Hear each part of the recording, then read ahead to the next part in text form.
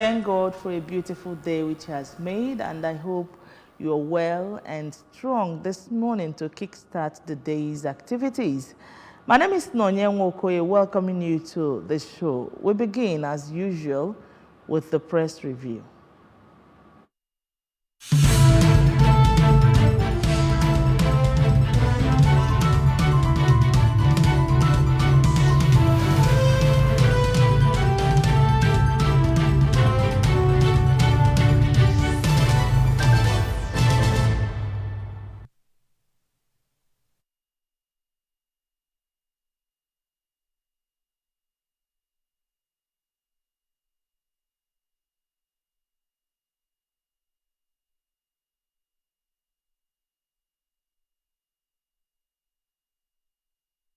All right, welcome to the press review. On the press review this morning, I've been joined by Samuel Ololo to help us analyze the papers. You're welcome to the studio, Samuel. Thank you very much for having me, Noye. Good morning, Anambra, and once again, Happy New Week to all of us.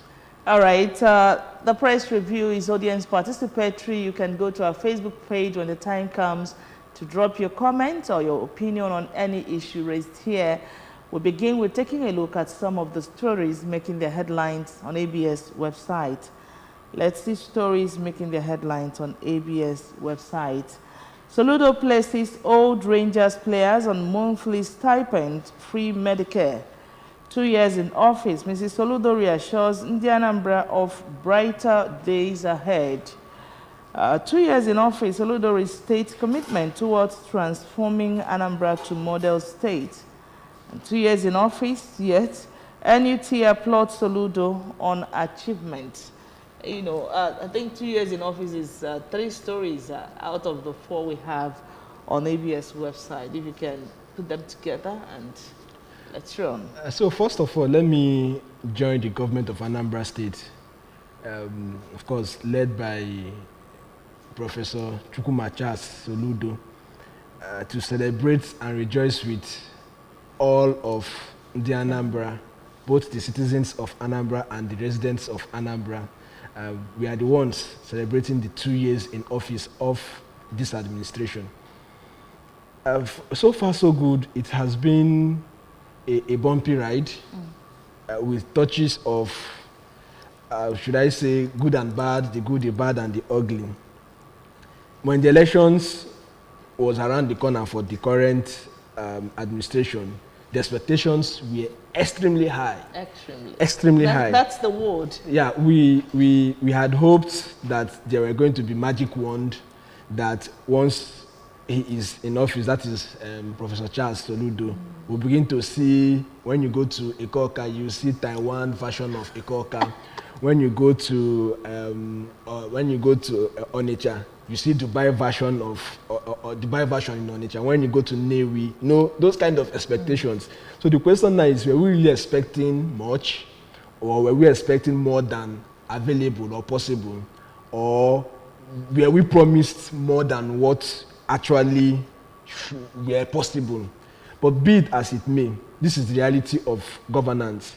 You can project, you can dream big, you can say a lot of things to get the people's interest to vote for you. Then when the reality of doing the work, the groundwork comes on board, you will now find out that field work is different from office work.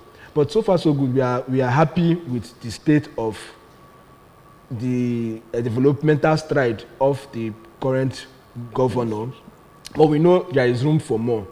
I personally, I was having an in-depth conversation with someone who is from Edo State when the elections was around the corner as to who to vote and why you are supporting the person.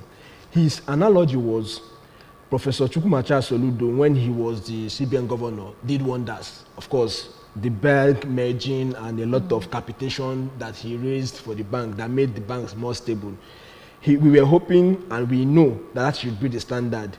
Anambra State, under him, should have a huge quantum leap where other states will begin to copy from him, and then to make development faster, and not in Nigeria generally working in a snail movement. So just as the governor, the wife are all celebrating, I think, and every average Anambrian And then people who are in Anambra State should also rejoice with the government and give in their best to support the government of the day. All right. Criticize when necessary, praise when necessary. All right, congratulations to Ndiana Mbra on the 2 years in office of the present administration of Governor Chukwuma Charles Soludo. Now let's move on to the first paper for review this morning, which is the Daily Times newspaper. Let's see the stories in Daily Times newspaper. Fear grips Delta community as Tinubu spits fire on killings of 16 soldiers. Emerging market currencies squeezed until third quarter. That's coming from experts. Pressure mounts on Akpabio to rescind Ningi's suspension. NASU Sano begins 7-day warning strike. Bandits abduct 14 in fresh attack in Kaduna community. NJC alleges a bid to fraudsters to defraud retired judicial officers. And fintech's investment in women can deepen financial inclusion report. Okay, I don't know if we can take that for story. Fear grips Delta community. You know, a lot of I've gone through that story, and so many sides to it. Some people were of the opinion that the community did wrong by killing the soldiers. Then, on the other hand, they are warning the soldiers to, you know, to be proactive or to be more ready or more prepared when next they are embarking on such, you know, such security work in any community in Nigeria. I don't know. So first of all, if I am to, of course, my independent analysis on this situation, we understand the state of things in Nigeria, generally security-wise, and that in Nigeria, soldiers will be killed in the country is a huge call for concern, regardless of who is at fault, regardless of what happened. I want to see a country where the citizens understand the value of life, and the government workers, as well as the security personnel, discharging their duties in a professional manner. We know there are things called standard international best practice. So the question is, when these soldiers entered into the community, what really was their approach in engaging the citizens? What really happened that triggered the citizens or the persons who killed them? These are questions we have not really found out. The soldiers are giving their own account, but as always, we are now having a different account from the citizens that are in Delta State, from the community itself, which is completely different from what the soldiers have said. That's the Nigeria Army headquarters unit. DHQ. Yeah, the DHQ. The defense headquarters, actually. What they said is completely different from the accounts we are having. But one, we shouldn't have, as a people, gotten to this level where soldiers will be killed, whether they are prepared or unprepared. And it was on Saturday that I got this information first. My first reaction was, let the youths of this community run away. Even though it's not supposed to be. What we are supposed to have is, let the military launch an independent investigation into the situation. To find out those who perpetrated this evil and deal with them. But we know... Which is actually what the president is saying. That is what it should be. But for the soldiers now to go into the communities, in fact, some Nigerians, unfortunately, we are saying they should level the community. Some we are saying they should deal with them in the language to understand. It's been the style, you know, that when you kill a soldier, you know, there is fire on the mountain. So it has always been the situation, but is that the best international practice? I want to understand that as Nigerians and being among the Committee of Nations, we see how other nations handle some of these issues. So not trying to encourage people to kill soldiers, no. There are a lot of questions that are coming up from this singular issue. it still makes us understand the security porosity of the country. It still makes us understand how ready and the kind of morale our soldiers have. And then, not even and then, it also makes us know the kind of militias that we have in the country, which we don't even know. We used to be the best. Nigeria used to be the best. So for militias to come out and attack close to more than 20 plus soldiers, including a captain, you would know how prepared those people are and the kind of weapon they have. Just 2 days ago still, at Lagos port, the custom intercepted soldiers' uniform with guns coming into the country. This is just one. How many did they fail to intercept? Then, apart from that one, who are the people importing these weapons? So, as a country, we are at the brim of collapse. And politically, our political leaders need to understand that they cannot work on the Nigerian project alone. They need the citizens. They need even the opposition parties. Nobody works in isolation. Nobody can work in isolation, really. Okay, let's move on. Let's see stories making their headlines in front of the Vanguard newspaper. Let's take stories on the Vanguard. Delta killings, troops lay siege to Okwama, raise more houses. We have riders there, outrage trails a murder of soldiers, military deploys armored vehicles to Bamadi creeks. Have authorized military to fish out perpetrators. That's coming from our president, Tinubu. It's barbaric, unacceptable. Peter Obi speaking. It's despicable, Governor Obovoweri.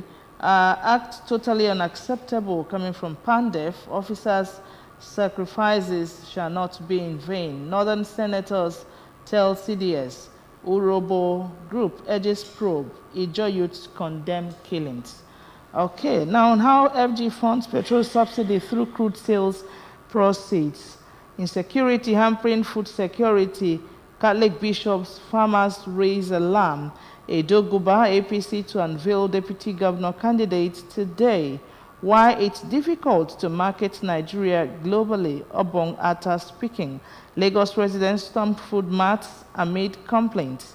Devolving more powers to states will bring socio-economic development, coming from Enugu State Governor, Governor Mba. Ondo 2024 APC leaders kick against commercialization of Guba Primary. Okay, and other stories there. Okay. I don't know if we take a look of insecurity hampering food security, Catholic bishops, farmers raise alarm, and of course, we merge it with Lagos residents storming food marts. There's a place they said the government brought down the prices of the cost of food. I don't know, and I was like, did the government actually bring out their own products to sell to the masses? You know, and generally, you see what the governor in Niger State have done. Is it Niger State? Niger State, that is talking about food. About so many hectares of land, you know, to be planted, you know, to make food available, because the cost is out of this world. Okay, so first of all, I really don't know the entire process Lagos State had to bring on board to arrive at that food mart. But for me, I would say it's a welcome development for the interim to really get the citizens afford food. If it to be done well, because now people are complaining already. So we know those things are bound to happen, and Nigerians are very good at going to areas where they can get things more affordable, which is a human instinct. This was almost what happened when custom was selling food for a bag of rice at a giveaway price. People trooped there, and then they were stampeded, some lost their lives. Now, coming still back to what Lagos State is doing, I think that is the duty and responsibility of every sane government. Look at the issues on ground, where there are problems, try to proffer solutions on the interim, that is short term, in the medium term, and then long term. So by providing that food mart is a kind of a short-term measure to allow some persons get food, possibly while working on the medium term and then the long-term solution to the situation. But unfortunately, there's always a disconnect between these short-term measures, the medium-term measures, and the long-term measure. Sometimes you just do this possibly to score political points. Other times, let it be that they are working. But forgetting that when it comes to governance, governance goes beyond propaganda. Even you have to close your ears to what the people say, but listening to what they say. And it is from what they have said that you use to design your program and say, for the next 3 years or for the 4 years of my administration, this is where we are, this is what we are going to do, and this is where we hope to be. For any administration that is ready to work. That is just what it is. So I think it was yesterday that I saw that news on social media, where people were trooping to that place. I don't know the amount that they are selling food items there. All what they said is at a subsidized rate. I don't also know the kind of commodities they are selling there. Now, which is bringing us back to why is this happening? It shows that there is food scarcity. And in the global stage, we are talking about food insecurity. A lot of investments have been made to increase food security. But when the issue of headers farmers crisis started, we were always lamenting that where this is taking us to, we might not come out of it, we might not recover from it. Nigerians may find it more difficult than it is then. But because it was just only happening at a particular or a localized location in Benue State, many persons were not paying attention.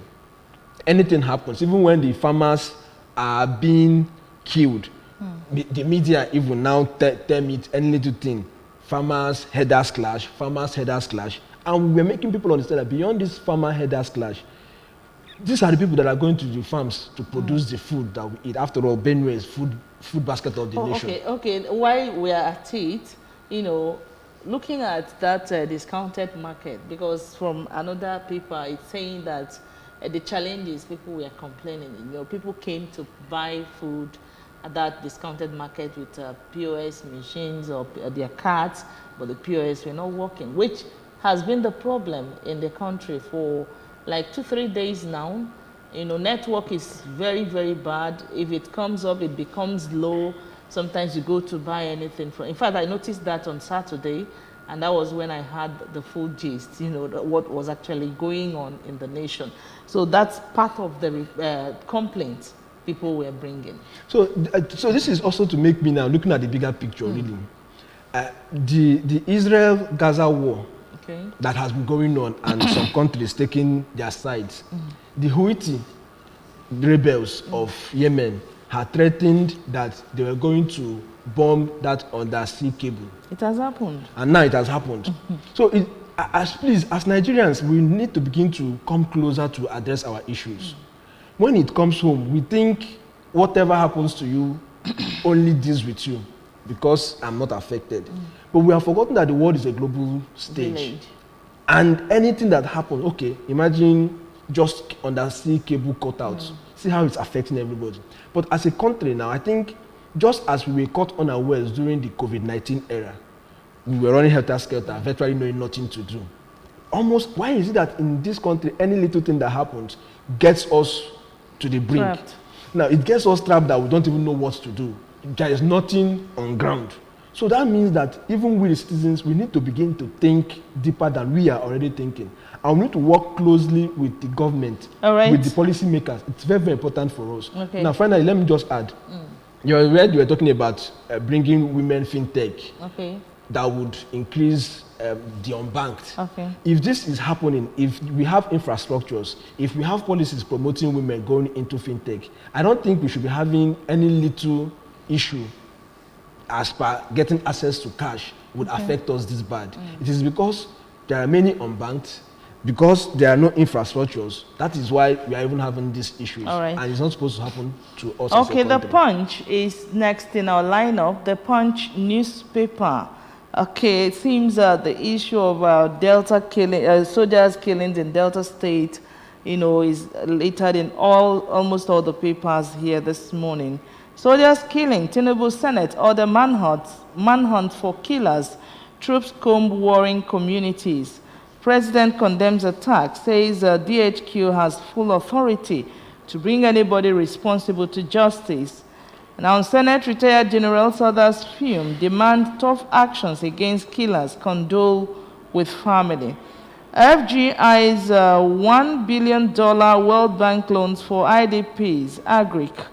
Okay, strike. SANU, NASU vow to ground varsities for government. Varsities, government feigns ignorance. Okay. FG plans talks with Ghana, others to protect undersea cables. And the Senate warns against supplementary budget excess loans. Abducted editor's wife cries for help, says husband easygoing. Textile import, 7 others gulp 1.4 trillion naira after CBN ban lift. Okay, a lot of stories. I don't know which, if you're interested in any particular one to talk about. So for me, let's still continue our conversation around this insecurity situation. Let me just quickly talk on that. We need to be very sensitive in the country, in as much as what has happened is despicable and should not have even happened. I want to believe that there are procedures to this. First of all, while we condemn the community members killing these soldiers and highlighting the weak preparedness of our security personnel, we also, in clear terms, condemning the going into the community, raise down the community, just as we have seen. It should not happen. Sometimes it should take weeks, months to really identify and isolate the perpetrators and then punish them. But the presidency is saying the military has rights. They're even giving them that impetus to do whatever they want to do. And when it comes to military, they will tell you it's security issues. But that be it as it may. Let me come down now to the education conversation. Okay, the strike or whatever. Strike. We can't go further because of our time. You know, our next guest is already here to do justice. But I know that we'll still talk more. And people can also go out there, pick the papers or online to read more on stories making the headlines. Today, Monday, 18th day of March 2024. This is where we're wrapping up the press review for this morning. We'd like to appreciate you so much, Ololo, for being here. Thank you so much for your time. Thank you for having me. For us to say no to human trafficking in persons, we need to make our country begin to work for everybody. All right, that's it on the press review. More coming up on Good Morning Anambra Show. Do stay.